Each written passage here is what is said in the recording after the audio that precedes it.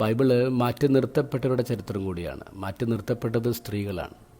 ദൈവത്തെ പരിചയപ്പെടുത്തുമ്പോൾ അബ്രാഹത്തിൻ്റെ, ഇസഹാക്കിൻ്റെ, യാക്കോബിൻ്റെ ദൈവമെന്ന് പരിചയപ്പെടുത്തുന്നു. എന്തുകൊണ്ടാണ് സാറായുടെ, റെബാക്കയുടെ, റാഖേലിൻ്റെ ദൈവമെന്ന് പരിചയപ്പെടുത്താത്തത്? 16 പ്രവാചക ഗ്രന്ഥങ്ങളിൽ നമ്മൾ പുരുഷന്മാരുടെ പ്രവചനങ്ങൾ കേൾക്കുന്നുണ്ട്. പക്ഷേ ക്വാളിഫൈഡ് ആയിട്ടുള്ള ഒരു സ്ത്രീയുടെ പോലും പ്രവചനം അതിലില്ല.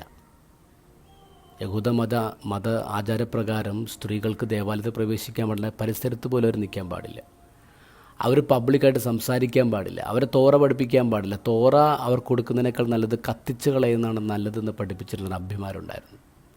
അവരുടെ സാക്ഷ്യങ്ങൾ കോടതികൾ സ്വീകരിച്ചിരുന്നില്ല. അങ്ങനൊരു കാലഘട്ടത്തിൽ നിന്ന് വേണം നമ്മൾ ഇന്നത്തെ ഗോസ്പൽ വായിക്കാൻ. അപ്പോൾ നമുക്ക് മനസ്സിലാവും ഇത് വിപ്ലവകരമായൊരു മാറ്റമാണ്.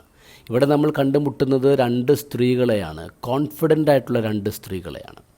രണ്ടുപേരും ആത്മാവിൽ നിറഞ്ഞവരായെന്ന് പറയാം. ദേവാലയവും അതിൻ്റെ പരിസരത്ത് പോയി നിൽക്കാൻ പാടില്ലാത്ത 2 സ്ത്രീകളിലേക്ക് ദൈവത്തിൻ്റെ ആത്മാവ് കടന്നു വരുമ്പോൾ അവർ തന്നെ ദേവാലയമാകുന്ന പുതിയ കാഴ്ച നമ്മൾ കണ്ടു.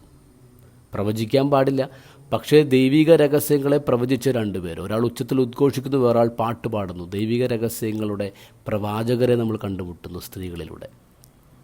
അവരുടെ സാക്ഷ്യം സ്വീകരിക്കാൻ പാടില്ല, പക്ഷേ ദൈവിക രഹസ്യത്തെ ഉള്ളിൽ ഒളിപ്പിച്ച് വെച്ച, സീക്രറ്റ്സ് ഒളിപ്പിച്ച് വെച്ച 2 പേരെ, 2 സാക്ഷികളെയാണ് നമ്മൾ കണ്ടുമുട്ടുന്നത്.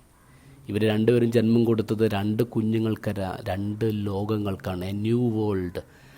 ഇനി മുതൽ ഈ ലോകം പഴയ സെറ്റ് ഓഫ് റൂൾസ് കൊണ്ടല്ല നടക്കുന്നത്, പുതിയ സെറ്റ് ഓഫ് റൂൾസാണ് മുന്നോട്ട് വരിക. ലോകം നിശബ്ദരാക്കിയവരിലൂടെ ദൈവം സംസാരിക്കും, ലോകം മാറ്റി നിർത്തിയവരിലൂടെ ദൈവം ഇടപെടുമെന്ന വലിയ ഒരു മാറ്റമാണ് നമ്മൾ കണ്ടുമുട്ടുക. ഇനിമേലിൽ ദേവാലയങ്ങളിലോ കൊട്ടാരങ്ങളിലോ പ്രധാനപ്പെട്ട അധികാര സ്ഥലത്തോ അല്ല ദൈവത്തിൻ്റെ വെളിപാടുകൾ. അതിനി മുതൽ നമ്മുടെ അടുക്കളയിലാവും. ഈ ഒരു സ്വാതന്ത്ര്യമാണ് സുവിശേഷവും ഇന്നത്തെ ദിവസവും നമ്മെ ഓർമ്മിപ്പിക്കുക.